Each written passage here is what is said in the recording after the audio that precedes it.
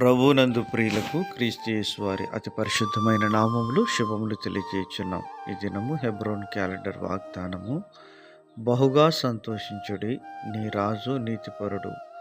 జకరియా గ్రంథము 9వ అధ్యాయం 9వ వచనంలో దేవుడు ఈ మాటలు తెలియజేస్తూ ఉన్నాడు. ప్రియమైనటువంటి దేవుని ప్రజలారా, నీ రాజు సాత్వికుడు, దీనుడు గనుక ఆయన గాడిద పిల్లను భారవాహకముగా ఎక్కి ఆయన ఎద్దకు వచ్చును అని ప్రవచనాత్మకంగా ఈ మాటలు తెలియజేస్తూ ఉంటున్నాడు. ప్రియమైనటువంటి దేవుని ప్రజలారా, యేసుక్రీస్తు ప్రభు వారు చెప్పారు, నేను సాత్వికుడను, దీన మనస్సు గలవాడను కనుక మీ మీద నా కాడి ఎత్తుకొని నా యొద్ద నేర్చుకొనుడి అని ప్రభు సెలవిస్తూ వచ్చినాడు. నీతిమంతుడైనటువంటి దేవుడు సర్వ మానవాళి కొరకై ఆయన పాప పరిహారార్థ బలిగా దేవుని గొర్రెపిల్లగా ఆయన అప్పగించబడుతూ వచ్చినాడు. నీతిమంతుడు లేడు, ఒక్కడు లేడు, అందరూ ఏకముగా పనికి మాలిన వారి త్రోవ తప్పి ఉన్నారని రోమపత్రికలో పౌలు గారు రోమిలకు రాస్తూ ఈ మాటలు తెలియజేస్తున్నాడు. ప్రియమైనటువంటి దేవుని ప్రజలారా, దేవుని యొక్క నీతిని పోగొట్టుకున్నటువంటి మనకు ఆయన మనల్ని నీతిలో పారివారిగా చేయడానికి మన కొరకు లోకానికి వచ్చాడు.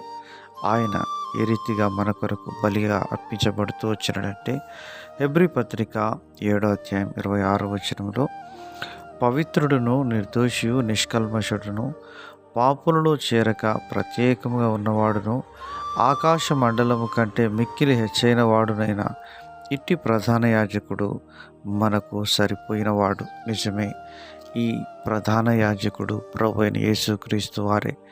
ఆయన మనకు పరిశుద్ధతయు నీతియు విమోచనమును ఆయనని దేవుని వాక్యం సెలవిస్తుంది. ప్రియమైనటువంటి దేవుని ప్రజలారా, పాపులను రక్షించుటకు క్రీస్తు యేసు లోకమునకు వచ్చెను అని వాక్యం సెలవిస్తుంది.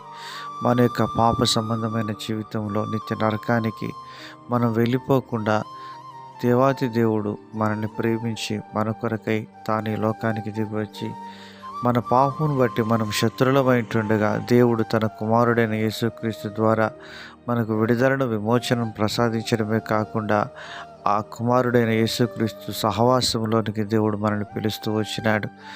ఈ దేవుడు నమ్మతగిన దేవుడు, సదాకాలం మనకు రాజుగా ఉంటున్నాడు. ఆయన మరి ఎంతో సర్వశక్తిమంతుడిగా ఉంటున్నాడు.